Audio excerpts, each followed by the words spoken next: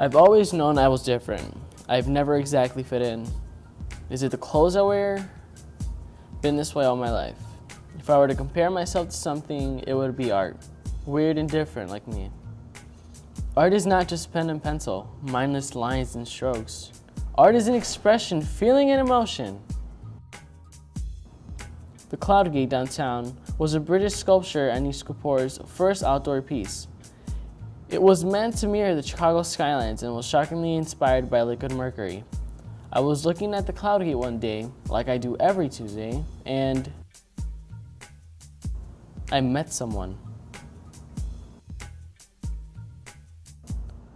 I don't know, but I call him Bark. After that, we kind of started touring the city together. Just a couple of steps away was Crown Fountain, so we decided to go. Crown Fountain is a great example of interactive art and fits into the uncommon category of video sculpture. Jaume Plensa has promoted interactions between people and water, distinguishing Crown Fountain from Chicago's and many other fountains. Plensa had been working with dualism for a long time, but he had also wanted to introduce the use of video technology, seen in some of his previous pieces.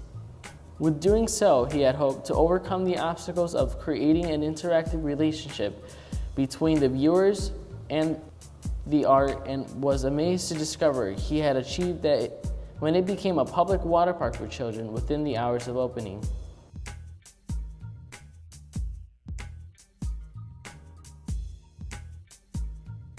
Our last destination was a sculpture on the Bloomingdale Trail called Brick House.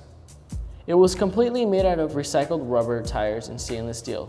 Its creator, Chakaya Booker, meant to combine ecological concerns with racial and economic differences, globalization, and gender. While we were at Brick House, Bark noticed something sticking out from within a spiral. It was a person. It also shared the same passion Bark and I have for art, so it joined us. Now that I think about it, I may not be as alone as I thought I was. I mean, even the creators of the public art piece I mentioned earlier experienced a lot of judgment concerning their work, so maybe I'm simply looking at the downside of things. After going to several public exhibits, I've met people who like me for me. I guess we're all a little different. There are a lot of people around the city who hope to share their aspirations, who are not known to many, and despite that, they still aim to create their art. My dad was really talented. He used to paint motorcycles, and he kind of like instilled this whole like be a good draftsman, good work, like things need to make sense, and that kind of just like radiated, and I kind of pursued it from there and kept drawing and kept working, went to school, and then from there, I actually started working at ASM as an intern, and then my career kind of just went from there. I guess I got involved in art early on, being poor as hell in the hood with nothing, and you had to like just crayons and paint and markers, and you just express yourself on the street, and that's how it wasn't art. It was just expression. I didn't know it was art until someone told me it was art. Man.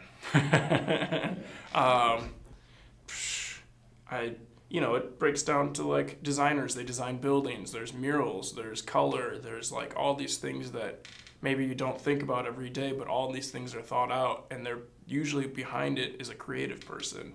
And it's just me as a creative person, I would want to see more of that and like more people to be excited about it, or like community projects or things that just sort of bring people together. And then you look and you're like, wow, that's nice. It's great to see something that kind of inspires people to be like, man, I could probably do something like that. I think Chicago is my most influence. This is the city where I live. This is the city where I play. This is the city where I laugh and cry.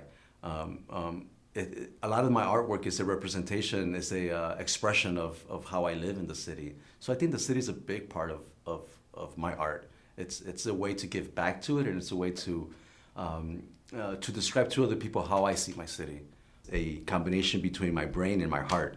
It's about the passion that I'm a part of, and it's about the thought process that got me my passion. It's about melding what I think is important to what I feel needs to be said. as important as it is, it seems like it's always an afterthought. But almost everything revolves around the chair I'm sitting in, this building, you know, the colors that they picked on the walls. Like, it's all somebody going like, ooh, this could look nice if we did this. And I just wish that more people were into it the way that I feel about it. But it's hard to sort of project that. And when actually making the actual piece of art isn't the hard part. The hard part is getting started, like figuring out the direction, figuring out like the message that you're trying to convey or the vibe. Those are that's the most time consuming part. Like actually doing the work or putting the mural up is the easiest part because you're just not even thinking, you're just putting things together. Don't be afraid. I think that's one of the hardest things to overcome, and it's fear of success, and it's fear of failure, and it's a fear of belonging, and all those things are ways. Art helps you develop those things where you can get comfortable with them. I think young people at the same time have a fearlessness about the city, but they have a fear about the future. And I think art can bridge that. And you just decide like, all right, how can I make this even weirder or more fun, and then build off of it, and then other people see it and they're like, okay, like there's a little bit of versatility and personality and things that you can kind of use to add to the whole overall character itself.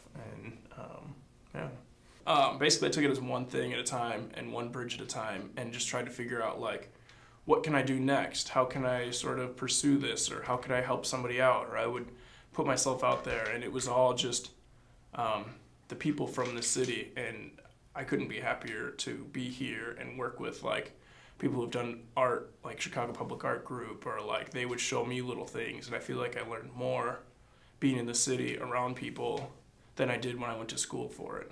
So if anything, that would probably be what sort of had a lasting effect on me.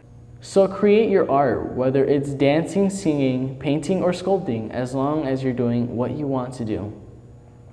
I am the best dressed, but I have a relentless drive for progress. So look at me and make progress.